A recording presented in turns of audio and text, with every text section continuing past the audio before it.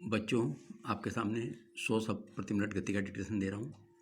Yes, start. विदेश मंत्री S Jaishankar का चीन संबंधी ताज़ा बयान न सिर्फ उल्लेखनीय बल्कि गंभीरता से विचारणीय भी है। चीनी अध्ययन पर केंद्रित एक ऑनलाइन सम्मेलन में भाग लेते हुए भारतीय विदेश मंत्री ने एक तरह से अपनी पीड़ा का ही इजहार किया कि चीन ने लद्दाख सीमा पर जो किया और अब वह जिस तरह से सीमा पर सैनिकों का जमावड़ा कर रहा है, उससे उसकी मंशा साफ नहीं लगती। वाकई चीन की आक्रामकता की साफ वजह पता न होने से भारतीय पक्ष की उलझन का ऊंचा स्तर बना हुआ है। चीन ने कभी भी साफ गोई का परिचय नहीं दिया है। वह चीज़ों को उलझाए रखने में ही अपना हित देख रहा है। ऐसे में भारतीय राजनय के सामने बड़ी चुनौती है।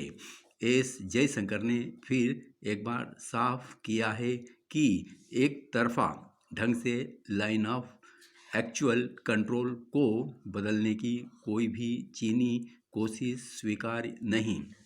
हम नहीं चाहते कि चीन सीमा पर वास्तविक नियंत्रण रेखा में किसी भी प्रकार का बदलाव करें, लेकिन चीन न केवल आगे बढ़कर दावे करता है बल्कि अपने दावे को पूरा करने की दिशा में भी काम कर रहा है। राजनीतिक रूप से यह बोलना सही नहीं है, लेकिन यह बात एक आम भारतीय को भी समझ में आने लगी है कि चीन सच नहीं बोल रहा है। चीन के सरकारी अखबार भड़काने के लिए जो कुछ छापते हैं, उससे भी चीन सरकार की मंशा सामने आ जाती है। चीन की साजिश है कि वह गलती करे लेकिन उसका अपराध दर्ज न हो। क्या ऐसा हो सकता है? क्या चीन दुनिया के तमाम देशों को भोला समझ रहा है?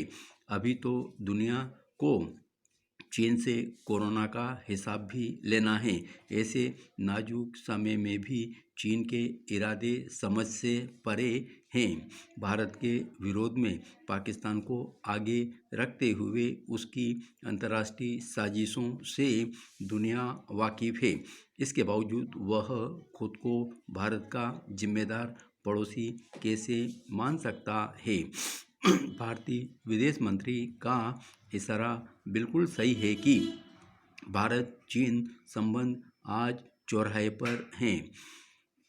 उसका पूरी दुनिया पर गहरा असर होगा।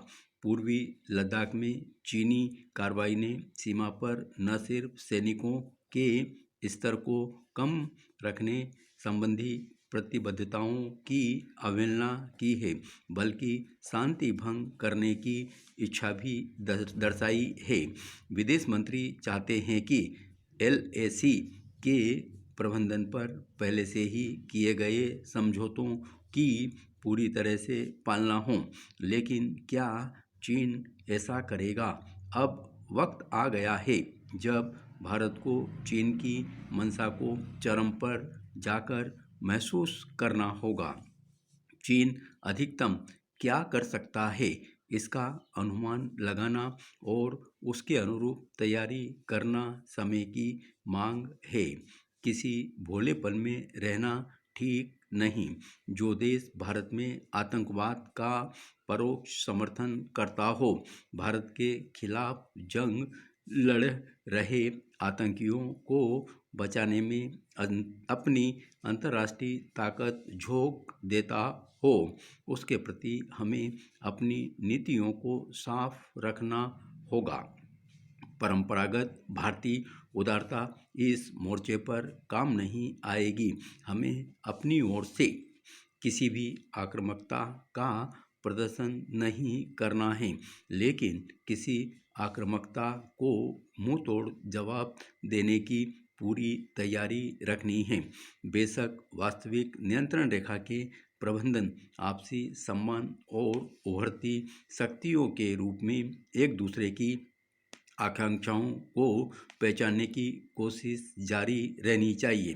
पर जरूरी है कि मिलकर रहने के प्रति हमारी संवेदनशीलता एक तरफा न रहे। धन्यवाद।